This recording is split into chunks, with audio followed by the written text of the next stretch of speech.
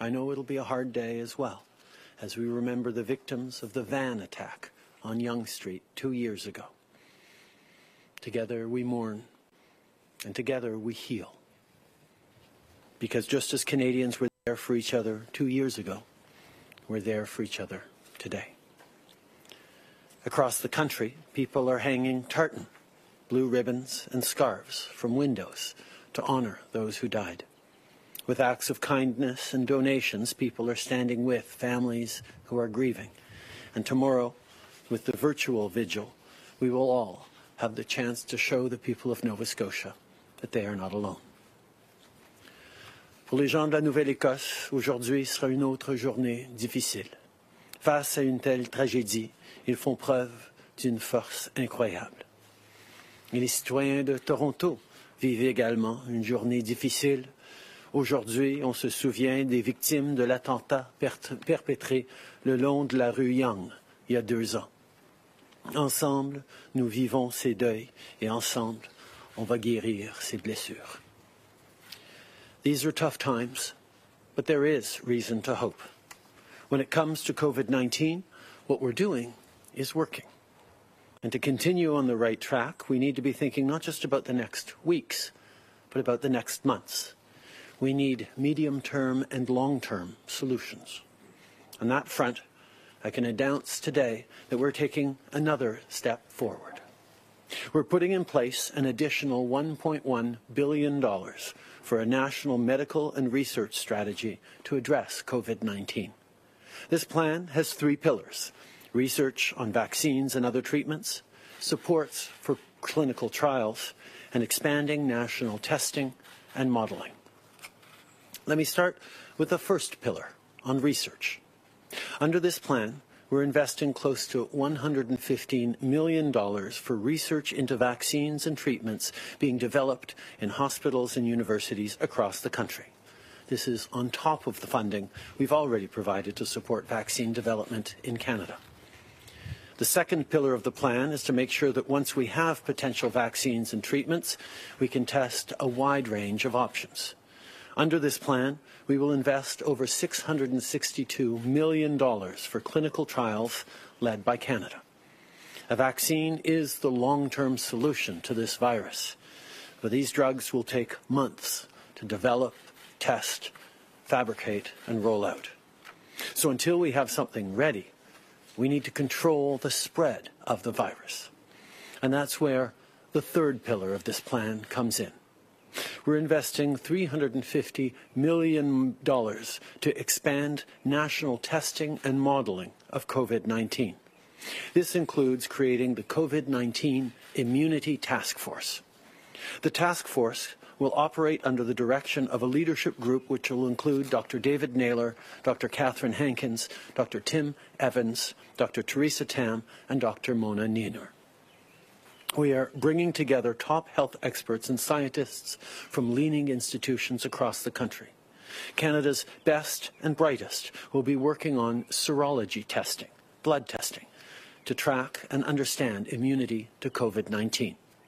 They'll be looking at key questions like how many people beyond those we've already tested have had COVID-19, whether you're immune once you've had it, and if so, how long that lasts. Over 2 years, we will be testing at least 1 million Canadians as a part of this study. The findings of the research will help with everything from rollouts of a potential vaccine to determining which public health measures are most effective going forward. We will get valuable data, including disaggregated data, to understand the impact on vulnerable populations.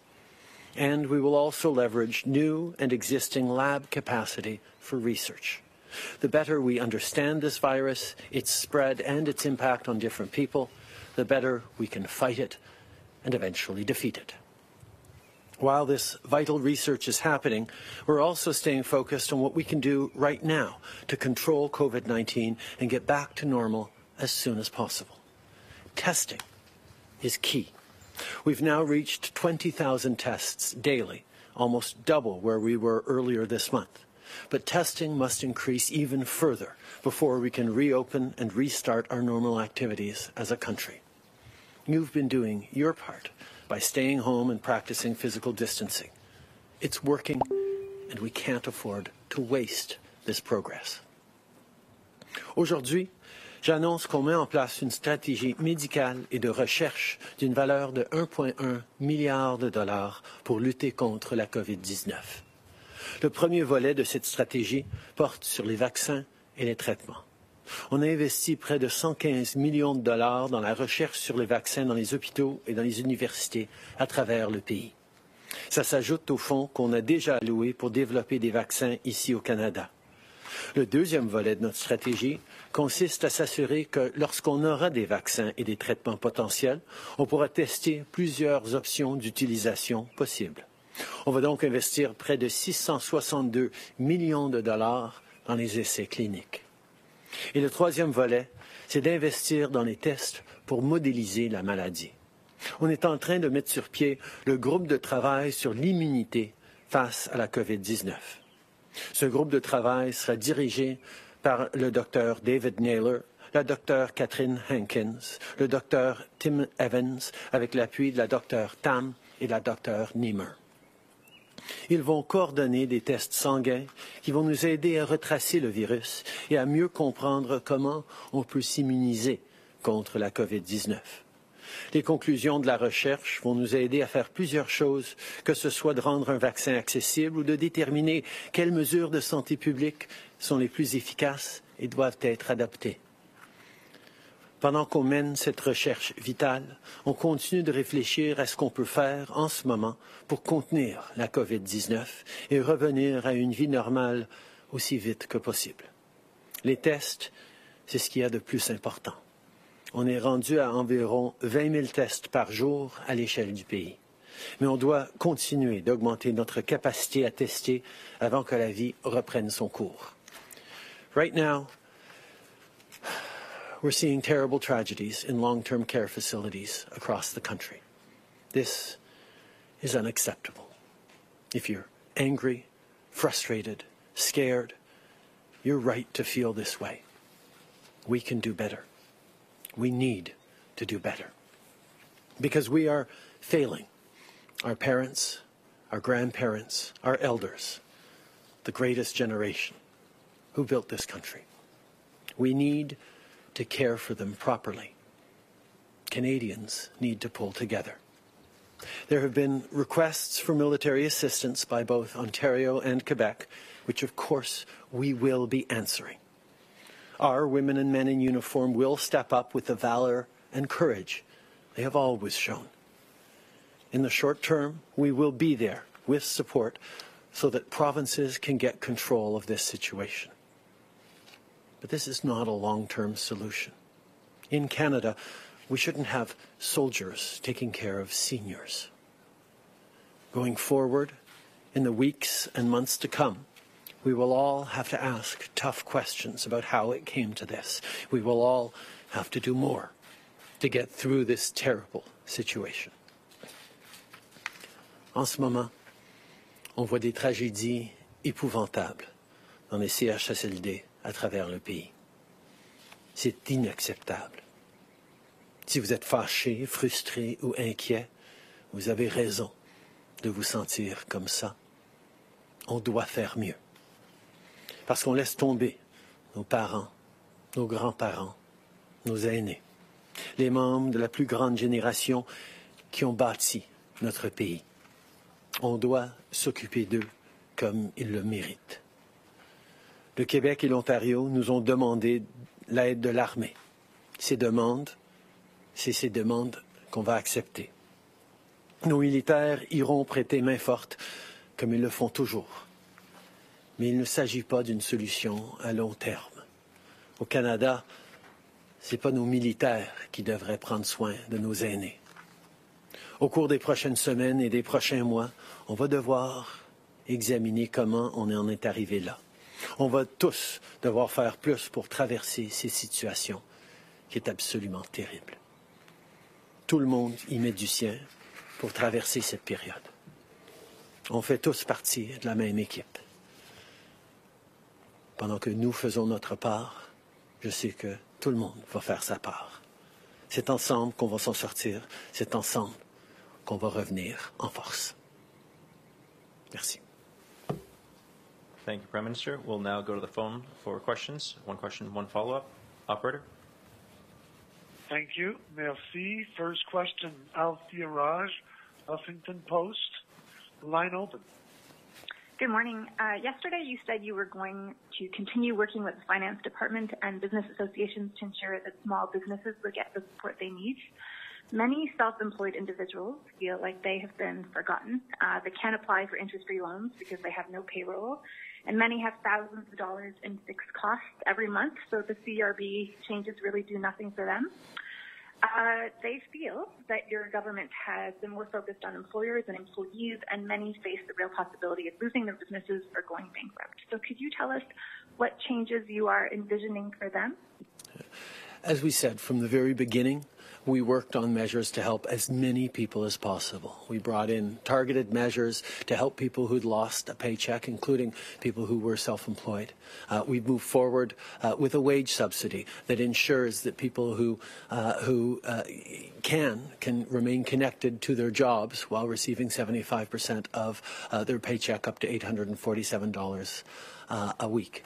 We know that these are measures that got out quickly, are getting out quickly, and are broad and are helping millions of Canadians. But we also know that there are people who are falling through the cracks. That is why we continue to work with industry groups, with stakeholders, with MPs and community members across the country who are feeding us challenges and possible solutions. And of course, we are working with an extraordinary public service to deliver those solutions to Canadians. Follow-up, Althea? Okay, but that doesn't... Oh, well, that's your answer. Do you regret this patchwork approach regarding the CERB? It's clear that the need is a lot greater than the government anticipated when it drew up the program weeks ago, and I know that there are a number of people in your caucus who argued that it would have been far easier, and it would be far easier to give everyone who's lost income or lost the opportunity to earn income the ability to apply for help and just tax it back from those who perhaps didn't need it as much next year. I mean, did you make the right call, and are you so stuck on this current course of action that you will not deviate from it? We knew from the very beginning that targeted support to the people who needed it was the best way to do it, and that's why we move forward with the Canada Emergency Response Benefit that has delivered benefits to over 8 million Canadians. Why we move forward with the Canada Emergency Wage Subsidy that is ensuring that people can stay connected to their workplace even if they're not actually doing the work anymore, so that we can bounce back quickly. But every step of the way, we've said we will continue to expand, we will continue to fill gaps. We never expected that we'd get it perfect from day one. Indeed, we knew we wouldn't. But we couldn't let the perfect be the enemy of the good. We needed to get things out as best we could, as quickly as we could, to help as many people as possible. And then we continue every day to make further announcements that fill gaps, that explain how we're going to help those people who aren't hit by the broad measures there to help. We will continue to work on making sure that everyone who needs help gets it. Thank you. Next question, operator. Thank you. Merci. Prochaine question, Hélène Buzetti, Le Devoir. À vous. Oui, bonjour, M. Trudeau. J'aimerais revenir à l'annonce que vous avez faite hier pour les étudiants. Il y a en ce moment un manque de bras dans les CHSLD. On craint un manque de bras dans le secteur agricole cet été. Et il y a des observateurs qui commencent à craindre que votre mesure ne soit un désincitatif pour les jeunes à aller travailler dans des secteurs qui vont réouvrir cet été. Peut-être, par exemple, le commerce au détail, qui traditionnellement n'offre pas des salaires très élevés. Qu'en pensez-vous? Est-ce que la générosité de votre mesure pourrait engendrer cet été une pénurie de main-d'œuvre? Les étudiants ont besoin d'aide. On reconnaît la situation de la COVID-19 frappe fort à toutes les générations et nous devons d'être là pour les aider. On a mis sur pied un programme qui va aussi développer des emplois pour les jeunes à travers le pays. On parle de 76 000 nouveaux emplois dans des secteurs ciblés qui vont pouvoir bénéficier de l'aide des jeunes. Je connais les jeunes Canadiens. je connais les jeunes d'à travers le pays qui vont vouloir faire partie de la solution, qui vont vouloir pouvoir aider, contribuer à la relance économique de leur façon. Je pense que de s'assurer qu'ils aient l'argent pour pouvoir couvrir leur loyer, pour pouvoir payer leur épicerie, pour pouvoir être sûr de pouvoir retourner aux études à l'automne, c'est la bonne chose à faire et on va travailler ensemble pour s'assurer qu'on a la relance économique nécessaire. Mais je ne veux pas faire d'excuses d'avoir appuyé nos étudiants pendant ce moment difficile. Et en question à ça, monsieur, les conservateurs, en fait, aujourd'hui, ont proposé que Ottawa crée un programme un peu similaire à celui d'emploi d'été, mais celui-là pour motiver les jeunes à aller travailler dans le secteur agricole. On sait qu'il va manquer de main-d'œuvre parce qu'il n'y a pas assez de travailleurs étrangers qui sont là et ce ne sont pas nécessairement en soi des emplois très attrayants parce qu'ils ne sont pas très payants. Est-ce que c'est une idée que vous trouvez intéressante et si oui ou non, pourquoi?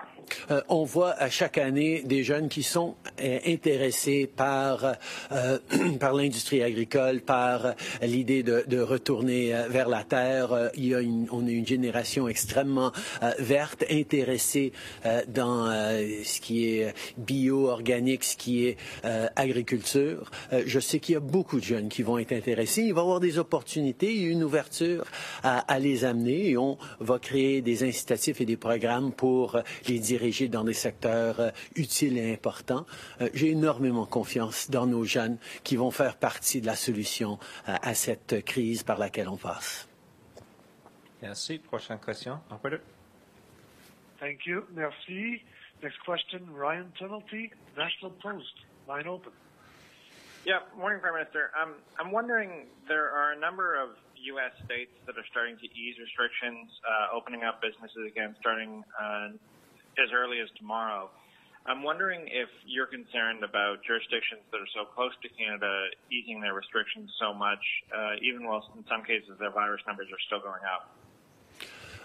We have strong border measures in place to ensure that we're doing what we need to do to protect Canada.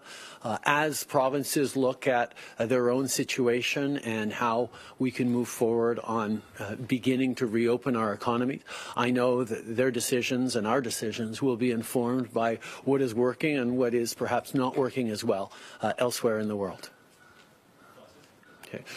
Je sais que nous allons continuer d'avoir des mesures en place pour protéger nos frontières, pour assurer qu'on est en train de protéger la sécurité et la santé des Canadiens. Je sais que les provinces et le gouvernement fédéral, pendant qu'on réfléchit à quelles seront les étapes pour rouvrir l'économie, pour relancer l'économie, on va regarder attentivement ce qui a fonctionné, peut-être ce qui n'a pas fonctionné dans d'autres juridictions pour prendre les bonnes décisions. Follow-up, Brian?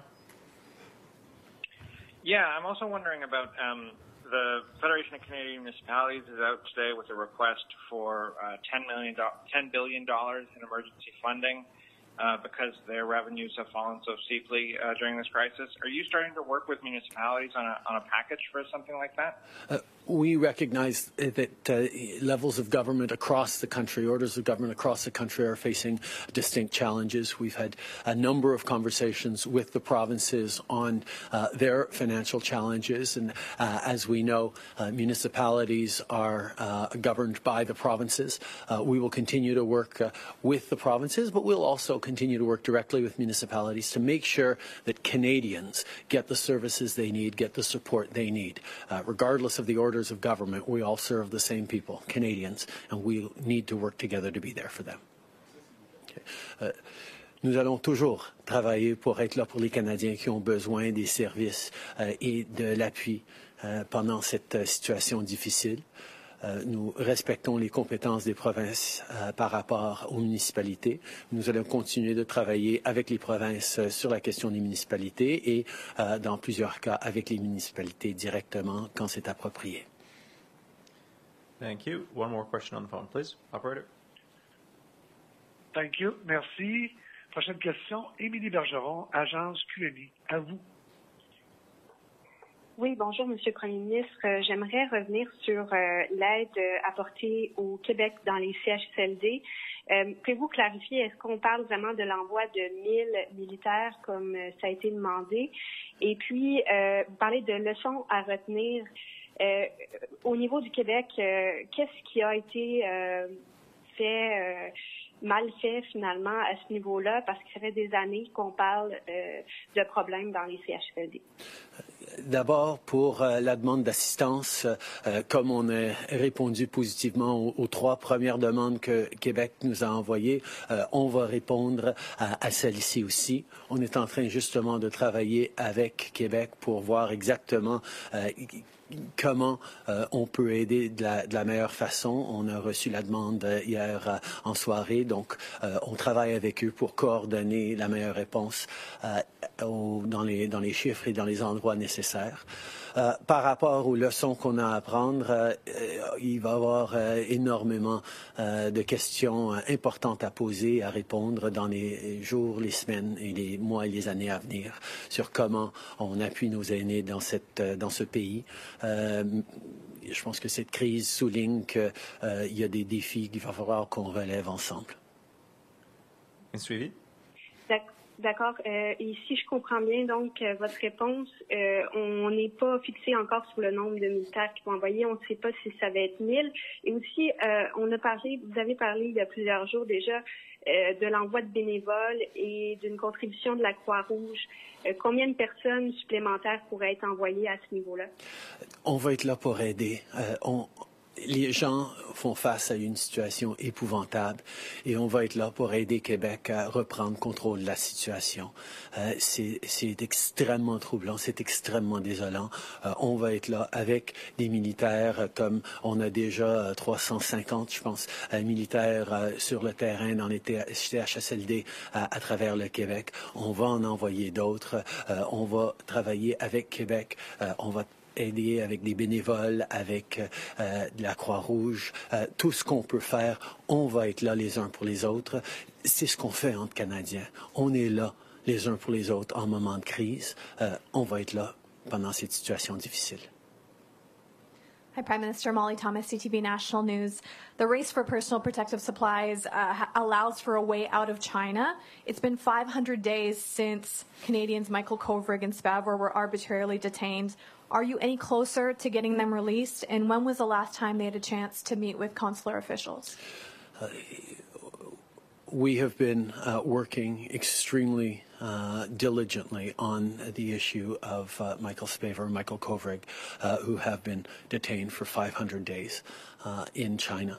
This is something that we have taken seriously from the very beginning. I can highlight that the Minister of Foreign Affairs spoke to his counterpart, very recently to express our continued concerns and desire to see them released soon.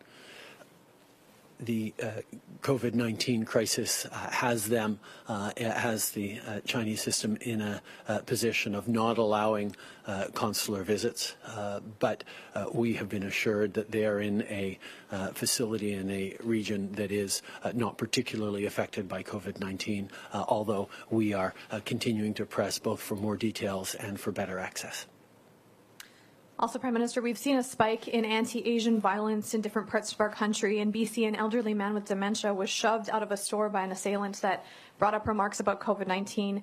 We now have a Conservative leadership candidate that is asking for Dr. Tam to be fired and is accusing her, the WHO and China, of being in cahoots. What is your message to Canadians as they see this? Intolerance and racism have no place in our country.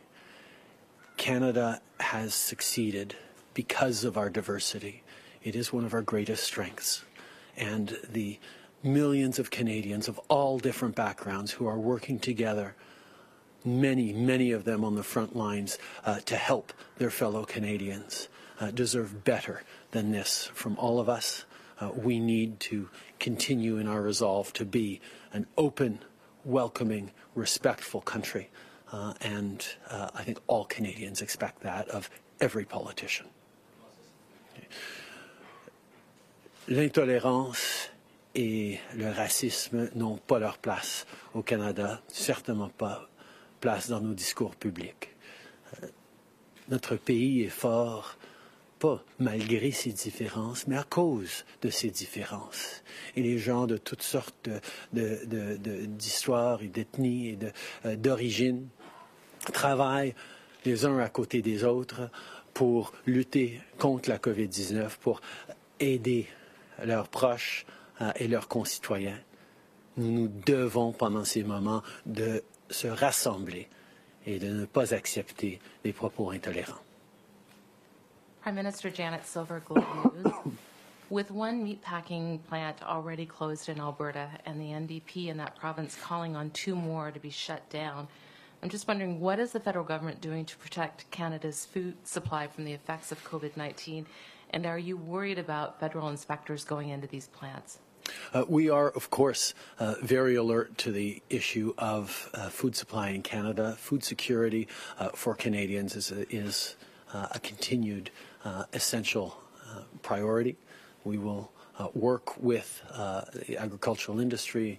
We are strengthening processes around the CFIB to ensure both protection for our inspectors and effectiveness in assuring the safety of our food supply and of the conditions in which workers find themselves.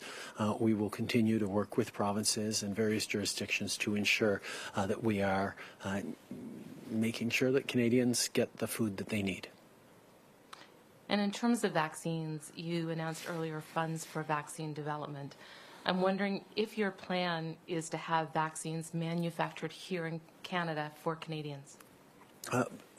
We know that developing vaccines is a really important step, and that's why there are brilliant researchers working across the country in coordination and in collaboration with the international community as we all make efforts to develop a vaccine. But once we've developed a vaccine, whether it be in Canada or elsewhere around the world, we're going to need to produce it. And we will see the same kinds of pressures that we're seeing around obtaining PPE around the world to obtain vaccines, which is why part of the investments we're making today is to establish the capacity of developing vaccines and producing vaccines, mass producing vaccines here in Canada. Okay. Oui, la vaccination va être un élément essentiel de la piste de sortie de la COVID-19. C'est pour ça que nous investissons dans la recherche pour que les Canadiens fassent partie de cette recherche pour trouver un vaccin contre la COVID. En même temps, nous avons besoin d'assurer qu'on puisse les produire ici au Canada et c'est exactement ce qu'on va faire. Bonjour M. Trudeau, Louis Blouin de Radio-Canada. Le Québec commence à parler de possible, éventuelle réouverture de certaines régions. Vous avez la Saskatchewan tantôt qui va dévoiler son plan de réouverture de l'économie. L'île du Prince-Édouard parle de la mi-mai pour ouvrir certaines entreprises. À vos yeux, est-ce que c'est trop tôt? Est-ce que les provinces bougent trop vite? Je pense que tout le monde veut savoir quand on va pouvoir lever certaines restrictions, quand est-ce qu'on va pouvoir reprendre un peu la vie normale. La réalité, c'est que d'ici le moment qu'on a un vaccin, on ne pourra pas parler de vie normale. Mais on va pouvoir relâcher certaines mesures de façon appropriée tout en restant extrêmement vigilant et en continuant de faire énormément de tests de dépistage. Différentes provinces sont à différentes étapes dans leur lutte contre la COVID-19 et vont prendre des décisions appropriées. Du côté fédéral, on essaye de coordonner et d'assurer des principes partagés à travers le pays pour assurer une approche commune et des mesures qui vont être comparables à travers le pays, bien que les moments où ils vont être introduits vont varier de province en province. En anglais. Okay. We know that everyone wants to know when this is going to be over, when we're going to be able to get back to normal life. Well, until we have either a vaccine or significant treatments for COVID-19, we're not going to be able to talk about getting back to normal. But in the coming months, we will be able to loosen a number of the restrictions and rules that we have right now on personal mobility in certain sectors, on the economy. different provinces are in very different postures related to COVID-19 and will be taking decisions that are appropriate for them. What we're doing at the federal level is attempting to pull together and coordinate all different provinces so that we are working from a similar set of guidelines and principles to ensure that Canadians right across the country are being kept safe as we look to those next steps. Tantôt, vous avez dit qu'on fait à peu près 20 000 tests par jour actuellement et que ce n'est pas suffisant. Ce serait quoi votre cible pour qu'on puisse commencer à parler justement de réouverture en termes de tests de dépistage par jour? La Dr Tam a parlé de 50 ou 60 000 tests par jour comme étant une cible importante. Il y en a d'autres qui disent que ça pourrait aller jusqu'au besoin du double de ça. On sait qu'on doit en faire beaucoup plus et c'est pour ça qu'on est en train d'augmenter le débit de dépistage et nos capacités de dépistage. Prime Minister Julie Van Dusen, CBC. You've talked about the fact that it's unacceptable what's going on in Canada's seniors' homes. You've also discussed the idea of making sure people make more money in those homes, but that, of course, would be a short-term solution. In terms of a long-term solution, will you be talking to the premiers about putting seniors' homes under the Canada Health Act, which would set national standards and hopefully make sure that seniors don't go through such a terrible ordeal again? I think there are going to be an awful lot of Canadians asking questions of all their province, all their politicians about what we're going to do to make sure a situation like this could never happen again. What COVID-19 has done has highlighted and brought forward failings in our system, in our country, where the people who take care of our most vulnerable are themselves extremely vulnerable economically. We need to do better. And there will be a lot of conversations that Canadians are going to demand and that politicians will have about what is the best way to ensure that we are properly protecting our elders.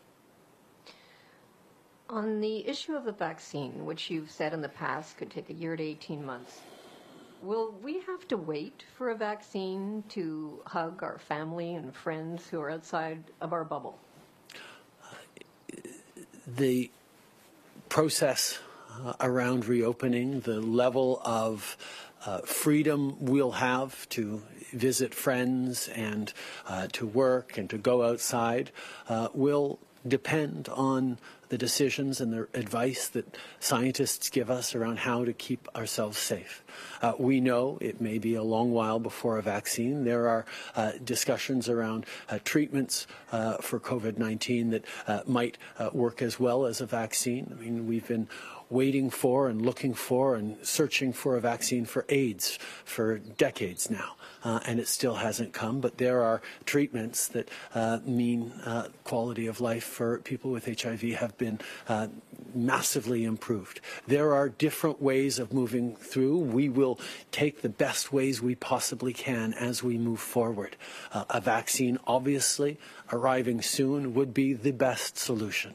But we need to make sure we are exploring all different ways of ensuring that Canadians' quality of life and safety and protection is upheld in the best way we possibly can going forward. Merci beaucoup tout le monde.